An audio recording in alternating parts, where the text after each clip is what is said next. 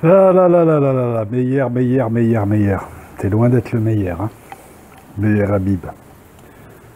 Alors moi, meilleur, j'ai un alibi, hein. C'est pas moi qui t'ai envoyé le courrier déjà. Donc t'aurais reçu un courrier avec de la poudre blanche. Je vois pas trop l'intérêt. C'est pas le premier, mais là t'as mobilisé toute l'Assemblée nationale. Tu t'es redécouvert français. Parce que jusqu'à maintenant, on te voyait plus défendre les pays, les intérêts d'un État étranger. Alors, petite parenthèse, YouTube, vous pouvez mettre tous les avocats de la Terre sur cette vidéo. Il n'y aura pas un mot plus haut que l'autre. Hein, on peut encore parler en France. D'accord.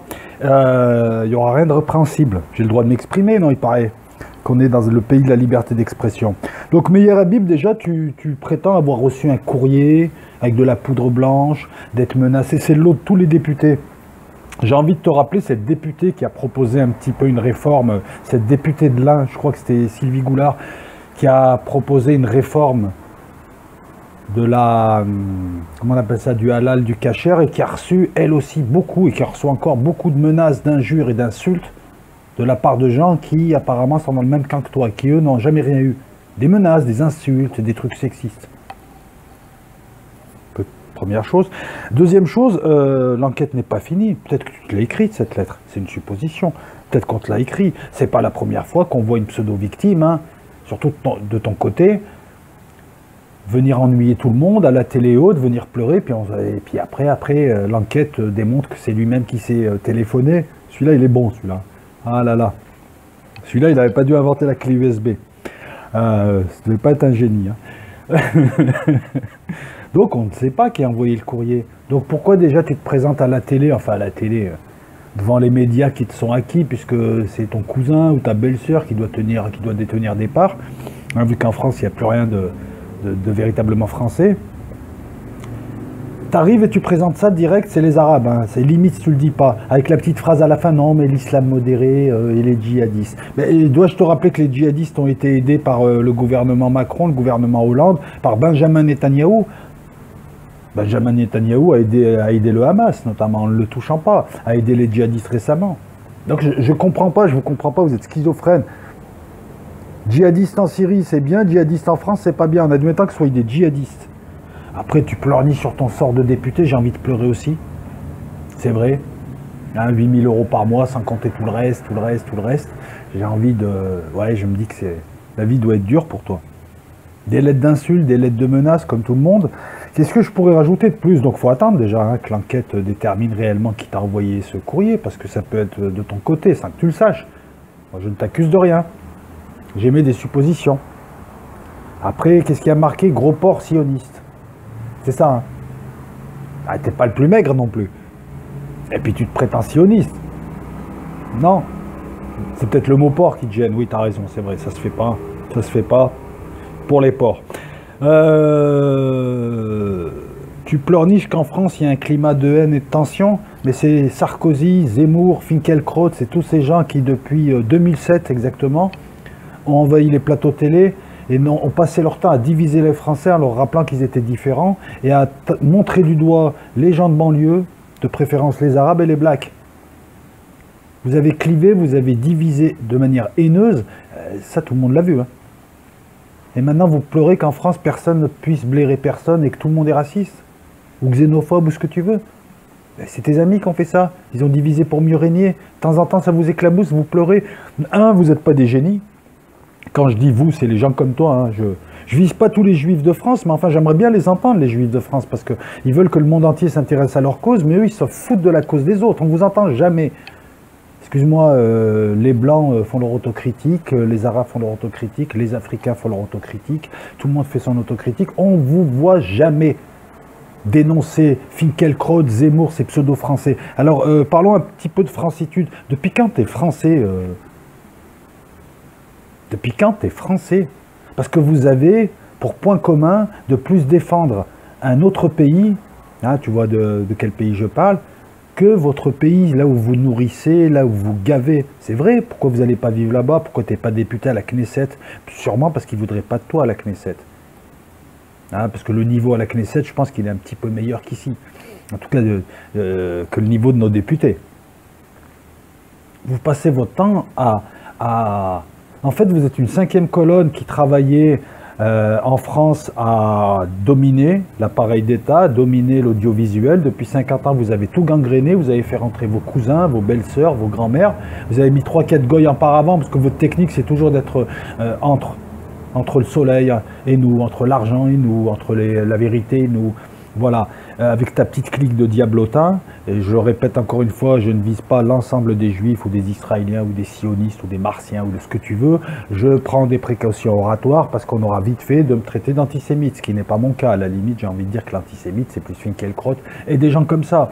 Voilà, il faut vous dire vos vérités. Vous êtes une cinquième colonne en France, votre véritable pays, hein, tout le monde sait où il est, et vous venez jouer les Français de temps en temps pour dire, regardez les petits Arabes, ils font l'armée en France. Par exemple.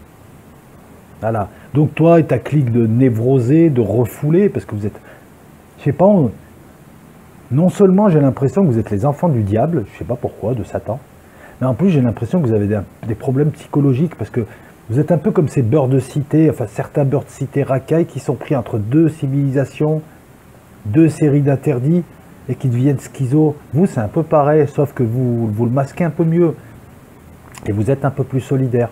Mais bon, vous avez colonisé la France, c'est vous la colonisation de la France.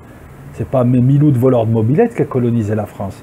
C'est les gens qui tiennent les banques, qui tiennent les médias, qui tiennent le divertissement, qui tiennent l'appareil d'État, qui tiennent les cours de justice. Et là, les Milouds, on n'en voit pas beaucoup, ou alors des Milouds de collabos. Vous avez nettoyé le ministère de l'Intérieur, le ministère des Affaires étrangères, vous avez nettoyé tout un tas de ministères de cadres rebeux ou pro-rebeux. Et donc, toi, tu viens aujourd'hui faire le français. Alors que tu es député des Français à l'étranger, tu viens défendre 158 Français. Ils sont bizarres, tes Français. Hein. Non, pour moi, ils ne sont pas Français. Je le dis honnêtement. Pour moi, ils ont fait allégeance à un autre pays. De toute manière, voilà, je me répète encore une fois, la France, tu as l'impression que c'est une grande gare, tout le monde vient se servir, tout le monde lui crache dessus, et tout le monde a un pays d'origine de merde, où ils ne veulent pas aller, habiter, hein. Et je le dis encore une fois, et ils sont là à gratter, à s'habiller, à bien vivre ici, parce qu'il fait bon encore vivre ici, hein, vous n'avez pas tout pris. Vous, tous, hein, je ne parle pas que des gens comme toi, je parle aussi des gens qui me ressemblent, etc.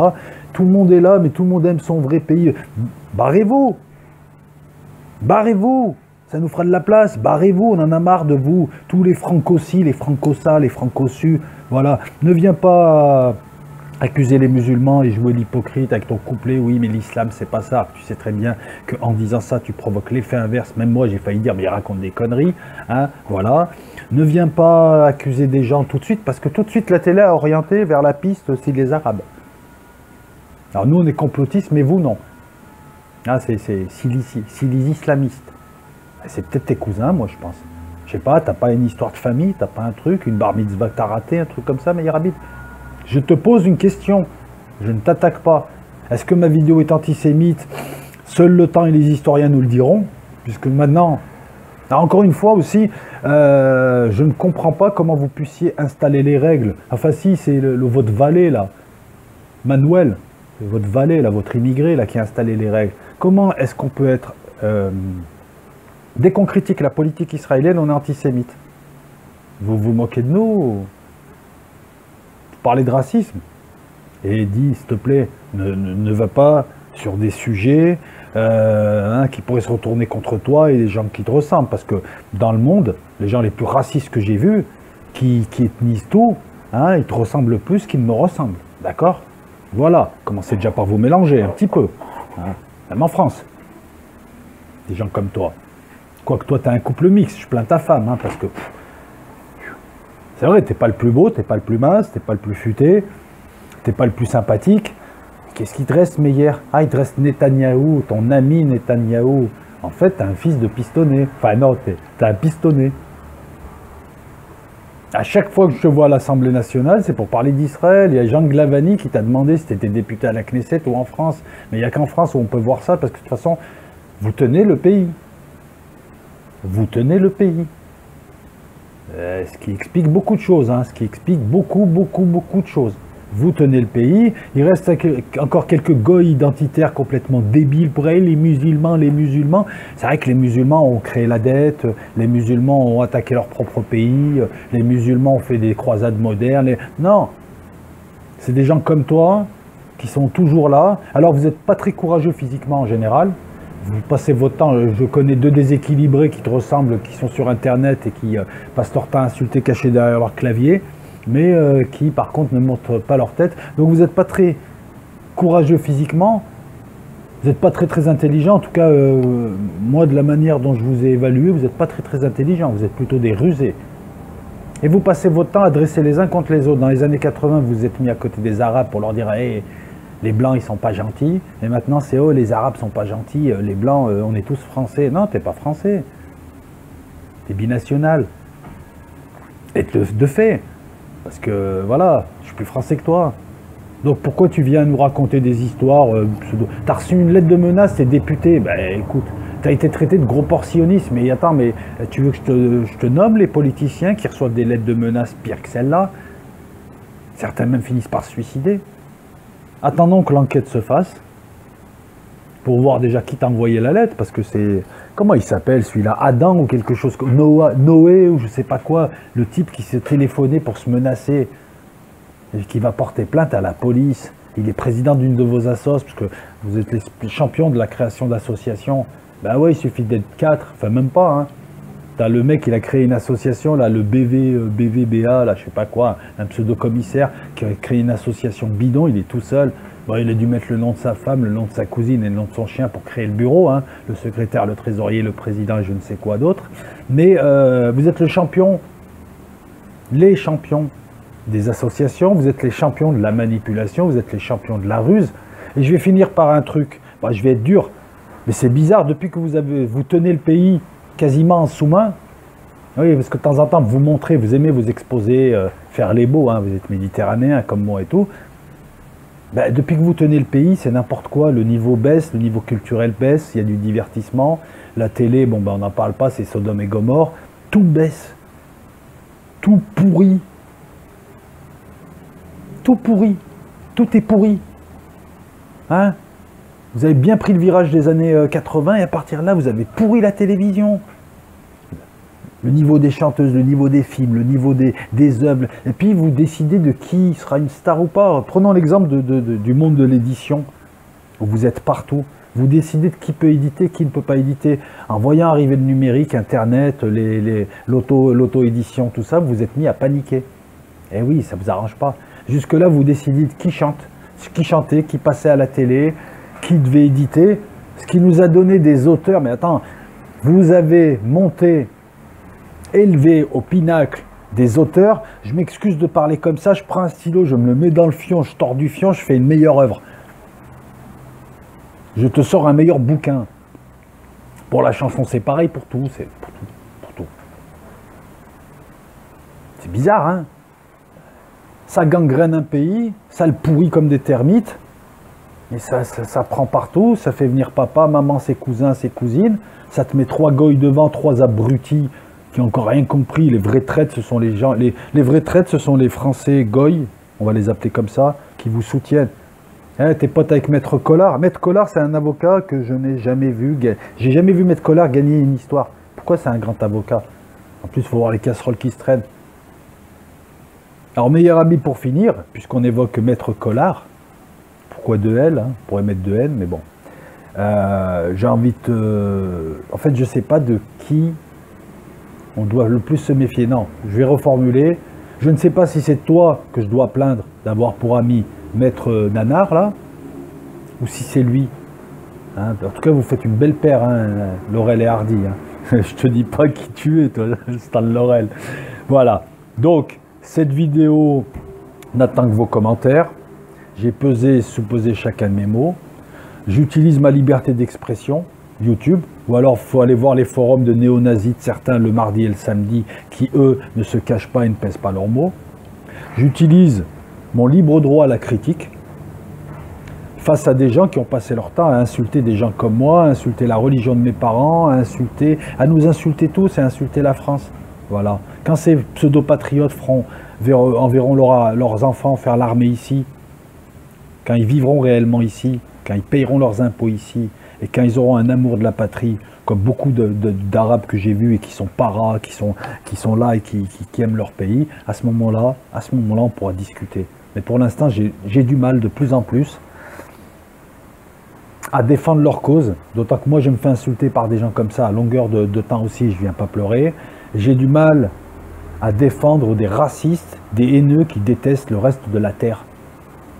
Et je reprécise encore une fois, je ne vise pas l'ensemble des juifs, l'ensemble des israéliens, l'ensemble des sionistes, mais j'aimerais bien que vous manifestiez, que vous ayez un petit peu quelque chose dans lequel but, quoi. Ça serait tout à votre honneur et puis ça honorerait votre cause. Parce qu'à la base, on s'en fout qu'il y ait un État israélien, moi je m'en fous, c'est bien, c'est super.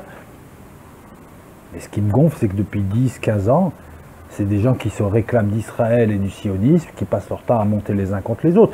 Je suis désolé, mais à chaque fois que je vois certaines personnes, style Meyer Habib, j'ai l'impression, franchement, que les pires caricatures antisémites, finalement, je sais pas, quoi, le mec qui se frotte les mains, il suffit de voir Zemmour sur RTL, il se frotte les mains, le type qui a l'air rusé, le type tourmenté en même temps qui est là, le type qui aime personne, le type hyper communautariste, le type manipulateur. Ben, excuse-moi, je le retrouve en Meyer Habib, en Zemmour, en BHL, en Finkielkraut, en ces gens-là, et uniquement ces gens-là. Voilà. Voilà, donc je pense avoir tout dit. Et si tu es juif et à forte poitrine, tu m'intéresses. Non, je rigole, c'est pas vrai, dégage. Ciao.